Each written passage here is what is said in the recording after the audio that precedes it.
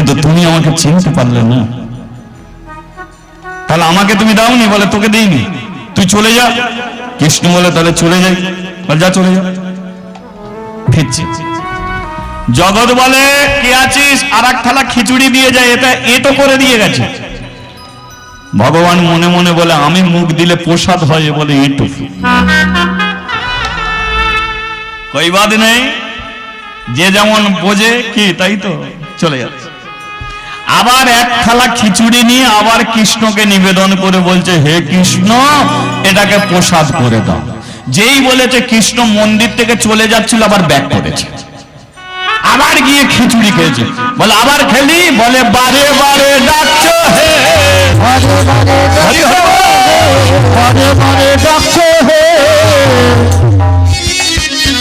প্রসাদ করে দাও, বারে বারে ডাকছো হে, প্রসাদ করে দাও বলে বারে ডাকছো হে, বারে বারে ডাকছো হে, বারে বারে ডাকছো হে।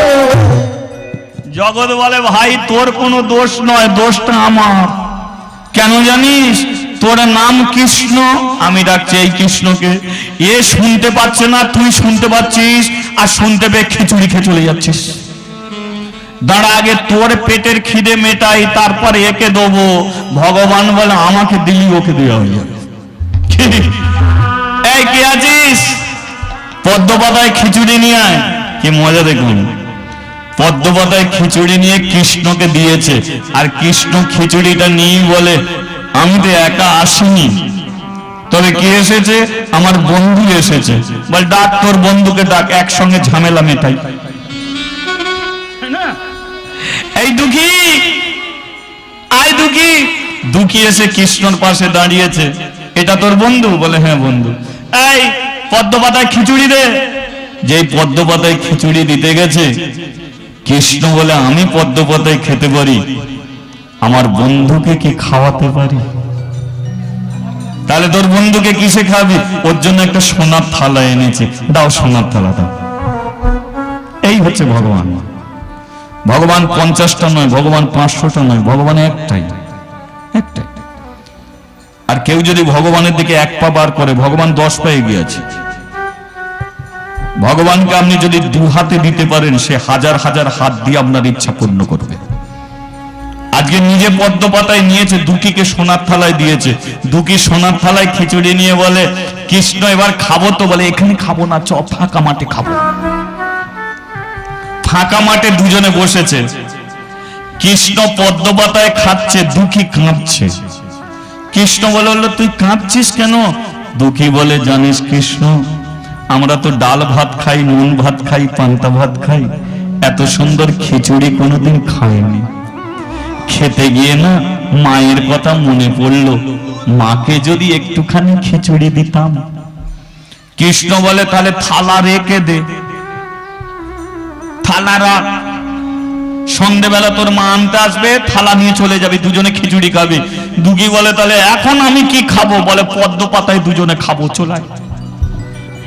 এখন পদ্ম পাতা মাঝখানে, একদিকে দুঃখী একদিকে কৃষ্ণ। দুঃখী যেই মুখে দিয়েছে, কৃষ্ণকে বলছে এই কৃষ্ণ তুই আর খাবি না। কৃষ্ণ বলে এত কষ্ট করে এলাম, আমি খাবো না? বলে না তুই খাবি না। খাবো নাটা কেন? বলে ব্রাহ্মণ পাড়ায় ব্রাহ্মণরা দুপুর বেলা তোকে খেতে দেবে, কিন্তু আমাকে দেওয়ার মতো আর কেউ নেই। জানিস কৃষ্ণ, 8 বাটি ছোলা ভাজা খেয়ে কি পেট ভরে? 8 বাটি মুড়ি খেয়ে কি পেট ভরে? আমি 8টা দিন ধরে না খেয়ে আছি। আজকে যদি খিচুড়িটা খাই তাহলে কিন্তু আমার পেটটা ভরে যাবে। তুই তো খেতে পাবি, তুই আবার চেয়ে নিয়ে আয় না। বলে একবার যখন চেয়েছি আর চাই না, তুই খা, আমি আর খাবো না। দুঃখী খাচ্ছে, কৃষ্ণ দাঁড়িয়ে আছে। দেখবেন যে মানুষটা কোনোদিন ভালো করে খেতে পায় না, তাকে বাড়িতে থেকে আপনি খাওয়াবেন, সে এমন ভাবে খাবে দেখবেন তার মুখ ভর্তি হয়ে যাচ্ছে, জামা ভর্তি হয়ে যাচ্ছে, তাই হবে না?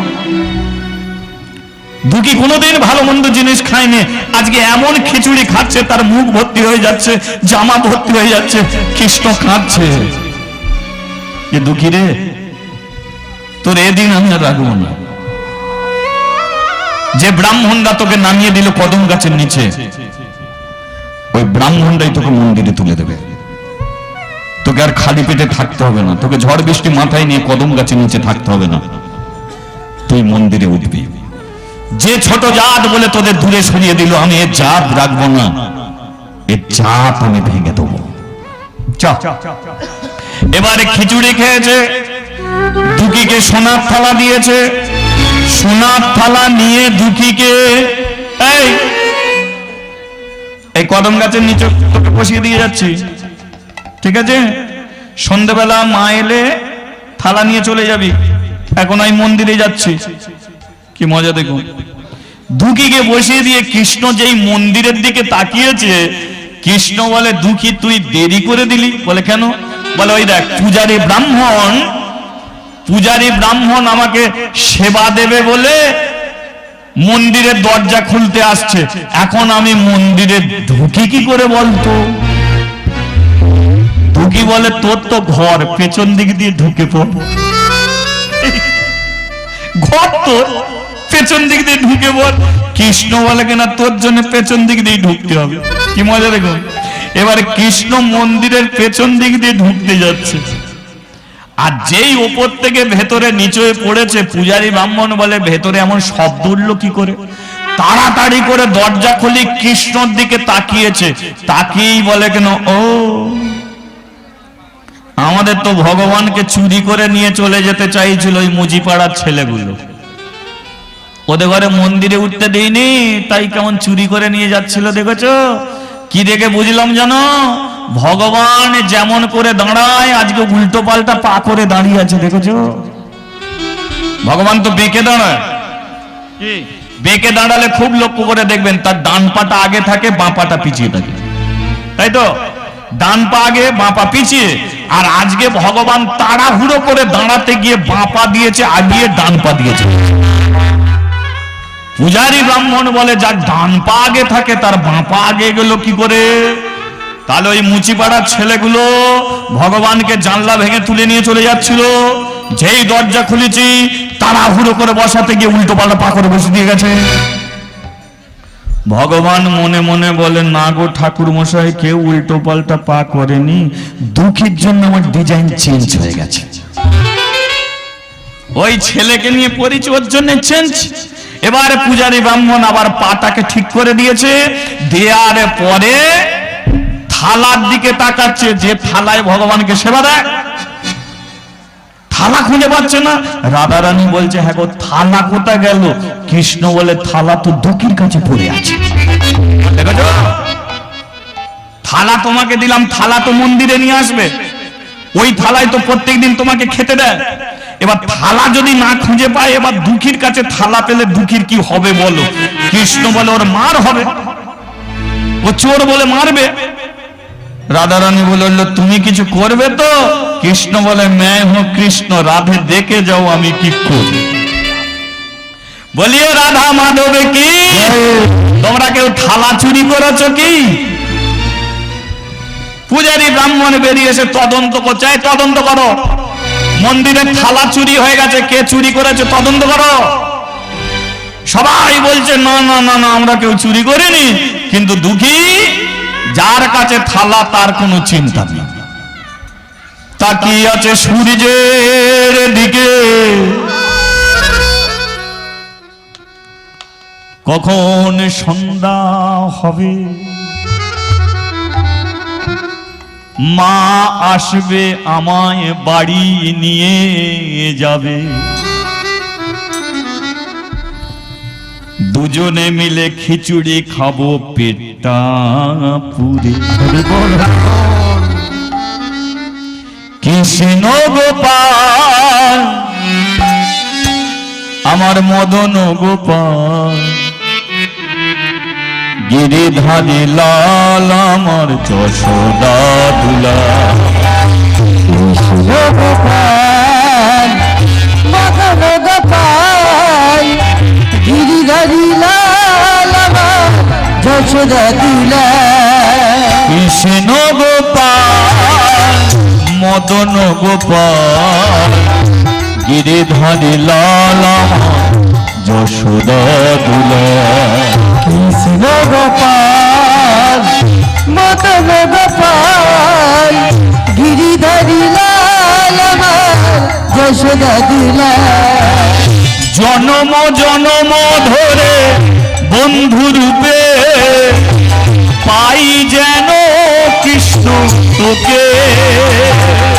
আর জনম জনম ধরে বন্ধু রূপে পাই যেন কৃষ্ণ তোকে। সাথী রে আমারও বন্ধু রে, সাথী রে ও বন্ধু রে।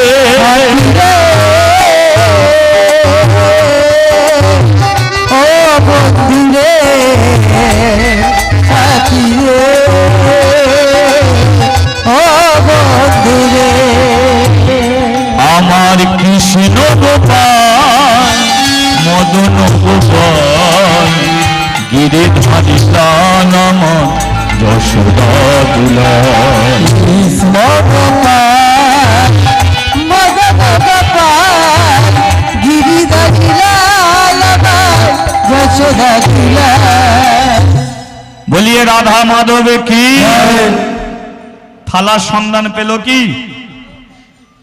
এক ব্রাহ্মণ এসে বলল, ঠাকুর মশাই আজ থেকে 8 দিন আগে এক মুচির মেয়ে একটা ছেলেকে মন্দিরে দান করেছিল, আপনার মনে আছে? মনে আছে?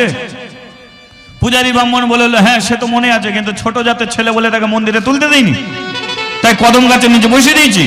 বলে আমি তদন্ত করতে করতে দেখলাম ওর কাছে একটা থালা আছে, একবার জিজ্ঞাসা করে দেখুন। মন বলছে ওইটি হবে সেই থালা।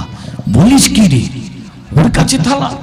আচ্ছা এই খোকা, দুকি উঠে দাঁড়িয়েছে, আমাকে তোর কাছে একটা থালা আছে? আছে আছে, থালাটা একবার দেখাতো। দুকি থালাটা নিয়ে তুলে দাঁড়িয়েছে, এই থালা? পূজারী ব্রাহ্মণ জেনে নিল এটাই হলো ভগবানের প্রসাদী থালা। মন্দির থেকে ছুটে এসে দুকির গালে সাঁটিয়ে মেরে দিল একটা চড়। যেই চড় মারল দুঃখীও পড়ল, দুঃখীর হাতে থালাও পড়ল। যে থালায় খিচুড়ি ছিল সেটা মাটিতে পড়ল। দুঃখীও মুখ টুকরে পড়ে গেছে এক চড় মারতে। 5 বছরের ছেলে। পূজারী ব্রাহ্মণ তুলে নিয়ে দুটো গালে ঠাস ঠাস করে চড় মারছে। দুঃখী বলল, ঠাকুর মশাই আমাকে মারছো কেন? থালা চুরি করলি কেন? দুঃখী বলল, আমি তো চুরি করিনি। থালাটা তোর কাছে এলো কি করে? এটা বলতে পারতে না, বলে মারতে শুরু করলে। আমি বলে দিচ্ছি থালাটা আমার কাছে এলো কি করে। জানো ঠাকুর মশাই, মন্দিরের ভেতরে একটা ছেলে আছে যার নাম হলো কৃষ্ণ। গতকাল আমার কাছে এসেছিল, আমার সঙ্গে বন্ধু করলো, আমি তাকে ছোলা ভাজা দিলাম। আজ সকালবেলা সে আমাকে বৃন্দাবনে নিয়ে গেল, পদ্ম পাতায় সে খিচুড়ি নিল, আমাকে সোনার থালায় দিল। আমি বললাম মাকে দিয়ে খাবো, বলল তাহলে থালাটা রেখে দে, সন্ধ্যাবেলা মা আনতে আসলে থালা নিয়ে চলে যাবি। তাই আর থালাটা আমার কাছে রেখে ও মন্দিরে চলে গেল। তাহলে থালাটা আমি চুরি করিনি, থালা তো মন্দিরের ভেতরে যে আছে ও আমাকে থালা দিয়ে গেছে।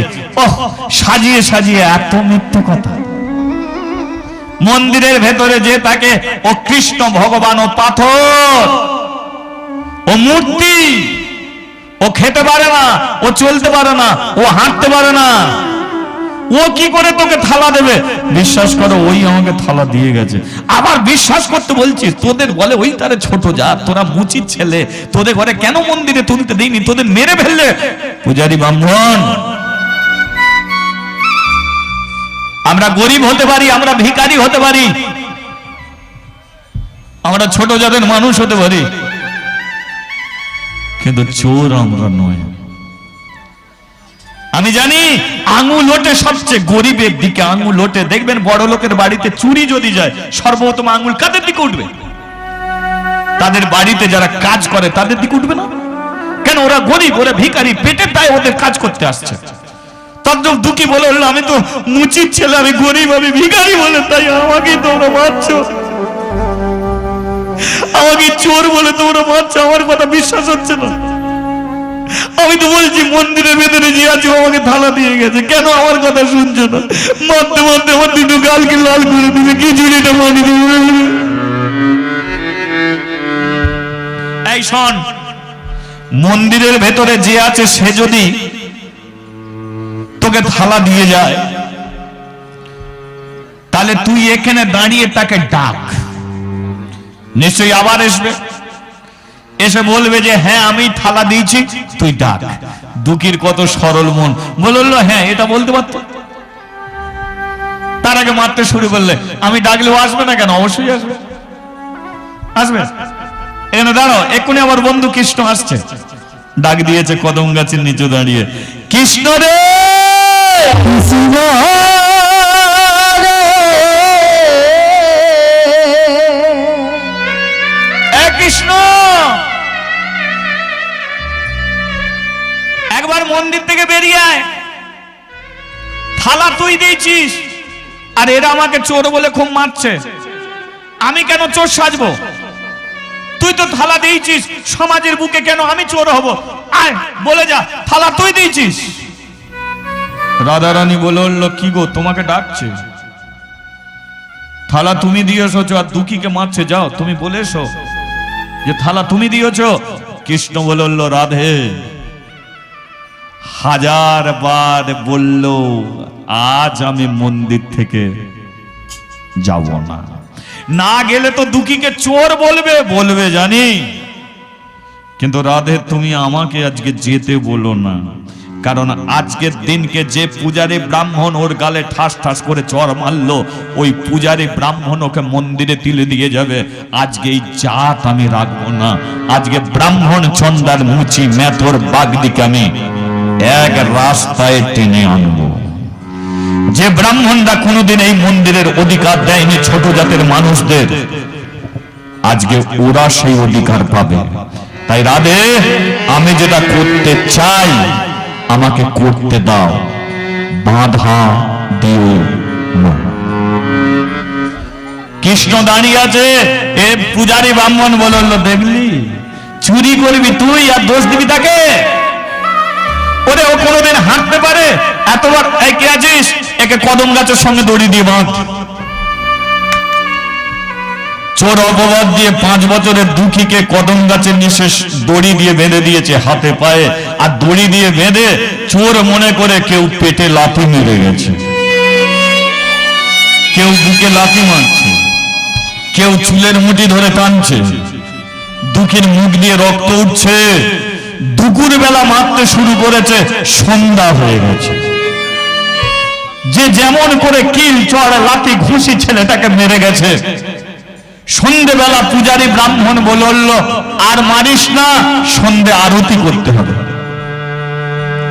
সন্ধ্যে আরতি করার জন্য মন্দিরে উঠছে, লক্ষ্য করুন। প্রদীপটা জেলে নিয়ে পূজারী ব্রাহ্মণ যেই মন্দিরের দরজা খুলেছে, খুলি বলে উঠল, ওরে দেখে যা।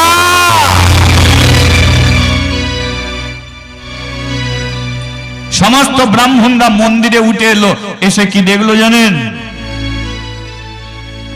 ভগবান আর সিংহাসনে নেই,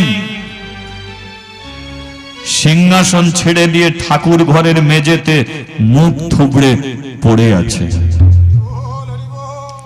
তার শরীর দিয়ে ঝরঝর করে রক্ত ঝরে ঠাকুর ঘরের মেঝেটা লাল হয়ে গেছে।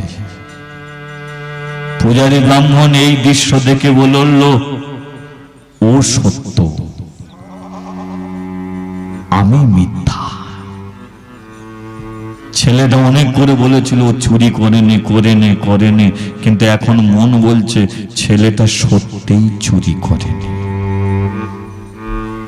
দেখে যে আমাদের জন্য ভগবান কোনোদিন সিংহাসন ছাড়েনি, কিন্তু এই মুচির ছেলেটার কষ্ট সহ্য করতে না পেরে দেখ আমাদের ভগবান সিংহাসন ছেড়ে দিয়ে ঠাকুর ঘরের মেঝেতে মুখ থুবড়ে পড়ে আছে। এতদিন যাকে আমরা পাষাণ ভেবেছি, এতদিন যাকে পাথরে ভেবেছি, কিন্তু আজকে মনে হয় এ পাথর ছিল না, এ মূর্তি ছিল, একটা প্রাণ ছিল। নইলে শরীর দিয়ে এত রক্ত ঝরবে কি করে? আমি বুঝি মহা পাপ করেছি, অন্যায় করেছি। ওরে এখনো সময় আছে, দুঃখীর বাঁধনটা গিয়ে খুলে দে। ছুটে গিয়ে দুঃখীর বাঁধন খুলে দিল, কিন্তু মাগো দুঃখী আর বেঁচে নেই। ছেলেটাকে মারতে মারতে কখন দড়ি বাঁধা অবস্থাতেই মেরে ফেলেছে। বাচ্চা ছেলে তো কত লাথি কিল চড় ঘুষি সহ্য করবে? বুকে পেটে লাথি মেরেছে, মুখ দিয়ে রক্ত উঠেছে, কখন ছেলেটা মরে গেছে। ঠাকুর মশাই, দুঃখী আর বেঁচে নেই। এরা বলল তোরা মহা পাপ করলি, একটা সত্যবাদী ছেলেকে তোরা পিটিয়ে পিটিয়ে লাথি ঘুষি মেরে মেরে ফেললি। বাঁধনটা খুলে দিতে মুখ থুবড়ে পড়ে গেছে, ওদিকে সূর্য ডুবে গেছে, সন্ধেবেলা সুদাময়ী আসছে তার দুঃখীকে বাড়ি নিয়ে যাবে বলে। দুঃখী, দুঃখী রে, ও দুঃখী। দুঃখী দাঁড়িয়ে থাকতো প্রতিদিন, সন্ধে হয়ে গেলে দাঁড়িয়ে পড়তো যে মা আসবে, আজকে বাড়ি নিয়ে যাবে, মায়ের কোলের কাছে গিয়ে শোবে। আজকে খিচুড়ি নিয়ে অপেক্ষায় দাঁড়িয়েছিল, মাকে সে খিচুড়ি খাওয়াবে,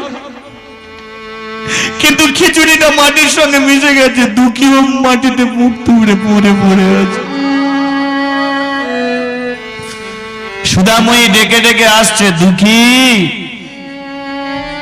দুঃখী,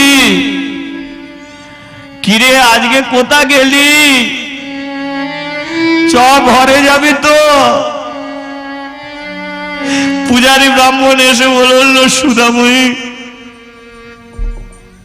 তোমার ছেলে আর কোনোদিন ঘরে যেতে পারবে?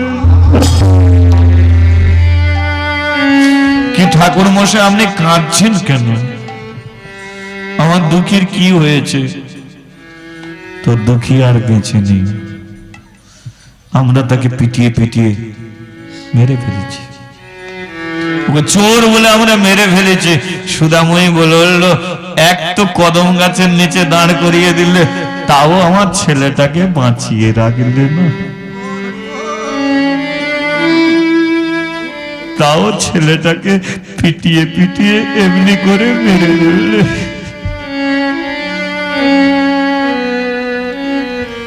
মায়ের কোলটাকে এমনি করে শূন্য করে দিলে।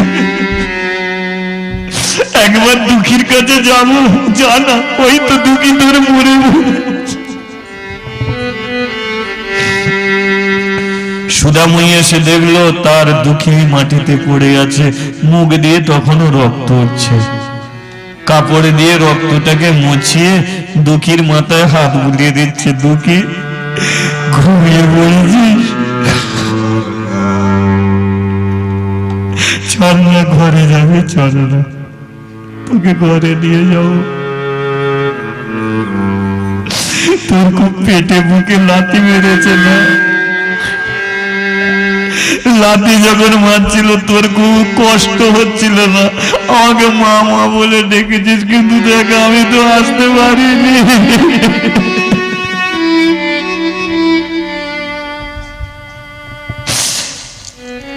সুদাময়ী 5 বছরের দুঃখীকে কোলে তুলেছে, কোলে তুলে নিয়ে যাচ্ছে দাসপাড়ার মানুষ শ্মশানে নিয়ে গিয়ে মাটি খুলে ছেলেটাকে পুঁতে দেবে। কোন রকমে কোলে তুলেছে, কোলে তুলে নিয়ে যাচ্ছে। পূজারী ব্রাহ্মণ বলল, সুদাময়ী, ওকে মাটি চাপা দিলে ওর শরীর পচে যাবে, গলে যাবে, শুধু হাড়গুলো থাকবে। এক কাজ করবি, বলো। ওর অনেক ইচ্ছা ছিল একবার মন্দিরে উঠবে। আমি তো কদম গাছের নিচে দাঁড় করিয়েছিলাম, আমি তো বেঁচে থাকতে মন্দিরে উঠতে দেখিনি। ও মরে গেছে, আমার কোলে একবার দিবি? আমি দুঃখীকে একবার মন্দিরে নিয়ে গিয়ে তুলব। তুমি ব্রাহ্মণ, আমার ছেলেকে ছুলে তোমার জাত চলে যাবে। এতদিন ভেবেছিলাম জাত চলে যাবে, কিন্তু এখন মনে হয় মুচি হয়ে সূচি হয়ে যদি কৃষ্ণ ভজে। এ ব্রাহ্মণ ব্রাহ্মণ নহে যদি কৃষ্ণ তেজে। আমরা পুজো করেছি, যাগ করেছি, যজ্ঞ করেছি, অনেক কিছু করেছি, কিন্তু ভগবানকে কোনোদিন চিনতে পারলাম না। আমরা ভেবেছি ভগবানকে খেতে দিলে বুঝি পাওয়া যায়, ভগবানকে মন্ত্র উচ্চারণ করলে যদি পাওয়া যায়, কিন্তু আমরা তাই করেছি। কিন্তু দুঃখী মন্ত্র জানে না, পুজো জানে না, ও যে ভালোবাসা দিয়ে ভগবানকে তুলেছে। তাই আমাদের মধ্যে যেটা নেই সেটা ওর মধ্যে আছে, আর আমাদের মধ্যে যেটা আছে সেটা ওর মধ্যে নেই। এত কিছু করেও পেলাম ভগবানকে, ওরা পেয়েছে। তাই এখন মনে হয় ও ব্রাহ্মণ, আমি মুচি। এতদিন ভেবেছি ওকে ছুঁলে আমার পাপ, আমি পাপী হব। এখন মনে হয় ওকে স্পর্শ করলে আমার পাপ চলে যাবে। দে কোলে নিয়েছে, মন্দিরে উঠেছে, বলল কৃষ্ণ আমাদের জন্য কোনোদিন মুখ থুবড়ে পড়োনি, তুমি দুঃখীর জন্য মুখ থুবড়ে পড়ে আছো, তোমার দুঃখীকে তোমার পাশে শুইয়ে দিচ্ছে, দুঃখীকে তুমি বাঁচাও। ঘোষণা করছে এই মন্দির ব্রাহ্মণ পাড়ার কৃষ্ণ মন্দির, কিন্তু আজ থেকে আমি বলে দিচ্ছি এই মন্দিরে কোনোদিন ব্রাহ্মণ আর উঠবে না। এই মন্দিরে কোনোদিন যাগ যজ্ঞ পূজা অর্চনা হবে না। এই মন্দির হয়ে গেল মুচিদের মন্দির। শোনো কৃষ্ণ, কোন ব্রাহ্মণ এই মন্দিরে উঠবে না।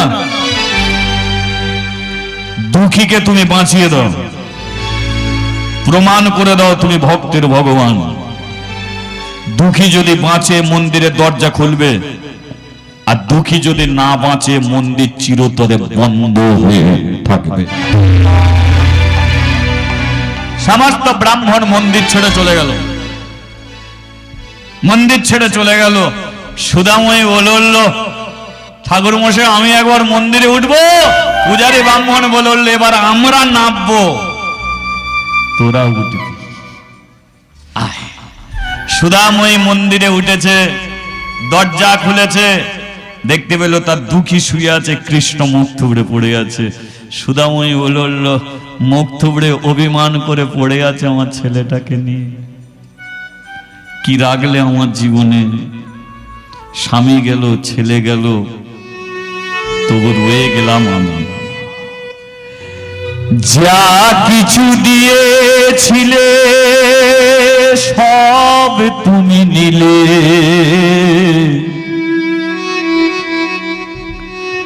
আনন্দ হাসি গান সব তুমি নিলে, যাবার বেলায় শুধু নিজেরই অজানিতে স্মৃতিটুকু রেখে তুমি তুমি চলে গেলে, আমার বলা কিছু ছিল না, না গো আমার বলা কিছু।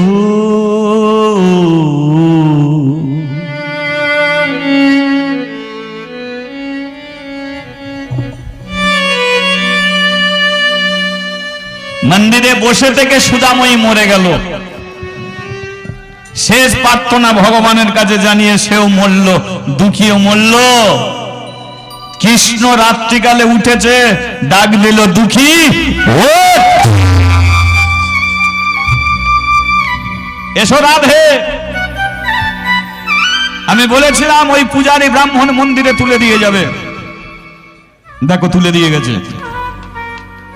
দুঃখী বলে বলল, কে? আমি কোথায় ছিলাম? বল, তুই ঘুমাচ্ছিলিস, উঠেছিস, ওঠ। আমি কোথায়? বল, তুই মন্দিরে, কদম গাছের নিচে নয়। তুই আমাকে চোর সাজালি কেন? কৃষ্ণ বলে, কেন চোর না সাজালে মন্দিরে আসতে পারতিস? ব্যাপারটা বুঝলাম না। বুঝবি কি করে? আমি যদি গিয়ে বললাম, যদি বলতাম যে ঠাকুর মশাই আমি থালা দিয়েছি, তোকে হয়তো কদম গাছে বেঁধে মারতো না, কিন্তু কোন ব্রাহ্মণ তোকে মন্দিরে তুলে দিয়ে যেত না। আমি তোকে চোর সাজিয়েছি, ওরা মেরেছে, তোকে মেরে ফেলেছে, ওদের অনুশোচনা ওরা বুঝতে পেরেছে, ওরা মন্দিরে দিয়ে গেছে। তুই মরেছিলিস মন্দিরে, আর আমার দিকে তাকিয়ে দেখ, আমি তোর বন্ধু, আমি পুরুষের উত্তম পুরুষোত্তম শ্রীকৃষ্ণ, আমি ভগবান। আমি যেমন মরা গাছে ফুল ফোটাতে পারি, তেমন মরা মানুষকে আমি বাঁচিয়ে দিতে পারি। তাই নো টেনশন, তুই মরে গেছিস তো কোনো চিন্তা নেই, কিন্তু আমি তোকে বাঁচিয়ে দিলাম। বলো রাধে। তাহলে কেন তখন যায়নি? রাধা রানী বলল, তোমার লীলা আমি তখন বুঝতে পারি। এখন রান্না করো, আমি আমার বন্ধু দুজনে মিলে খাবো। দুঃখী বলে, আমার মা? বলে, তোর মা মরে গেছে, আমার মাকে বাঁচিয়ে দে। বলে, বাঁচালে তো আবার ঘরে যাবে, মায়ের সঙ্গে তো আবার ঘরে যাবি। মানে? বলে, তোর মা আর বাঁচবে না, তোকে আর ঘরেও যেতে হবে না, আজ থেকে তুই মন্দিরেই তুই পুজো করবি। দুঃখী বলে, আমি পুজোর মন্ত্র জানি? বলে, ওরা অনেক জানে, পেয়েছে চাকরি। আমি মন্ত্রের দ্বারাতে নয়, আমি তন্ত্রের দ্বারাতে নয়, আমি যাগ নয়, যজ্ঞ নয়, আমাকে পেতে গেলে চাই ভক্তি আর প্রাণ ভরা ভালো যেটা তোর মধ্যে আছে, তাই তুই আমাকে ফেলবি। সন্দুকে তুই দরজা খুলবি, আবার বৃন্দাবনে যাব দুজনে মিলে খিচুড়ি। রাধা রানীকে বলল, রাধে গো, সামনে আসছে কলিযুগ। যে ব্রাহ্মণরা এতদিন ধরে ওদের ঘরে দূরে সরিয়ে রেখেছে, রাধে তুমি আর আমি প্রতিজ্ঞা করি, যে যুগে আসছে কলিযুগ, সেই যুগে আমরা কোনোদিন জাত বিচার করব না, সেই যুগে সবাইকে আমরা কাছে টানব। তাই এসো আমার সঙ্গে, যাব আমরা কলিযুগে। তাই রাধা কৃষ্ণর মিলিত তনু নবদ্বীপে হলেন সে গৌরাঙ্গ মহাপ্রভু। তাদের প্রতিজ্ঞা যে কলির মানুষকে এক রাস্তায় হাঁটাবো। তাই ব্রাহ্মণের ছেলে হয়ে ছুটে গিয়েছিল মুচি পাড়ায়, আর সবাইকে জড়িয়ে ধরে বলেছিল, বল নিতাই গৌর হরি বল, বল হরি বল। ভক্ত আরে ভগবানের মিলন হইল, ভগবানের মিলন হইল, ভক্ত আরে ভগবানের মিলন হইল, ভগবানের মিলন হইল। ওরে চার বদনে সবাই একবার হরি হরি বল, চার বদনে সবাই একবার হরি হরি বল, ওরে চার বদনে সবাই একবার হরি হরি বল, ওরে চার বদনে সবাই একবার হরি হরি বল। আমার গৌর হরি বল, নিত্যানন্দের বল, হরি হরি বল, গৌর হরি বল, গৌর হরি বল, নিত্যানন্দের বল, হরি হরি বল, হরি বল, হরি বল, হরি বল, হরি বল, হরি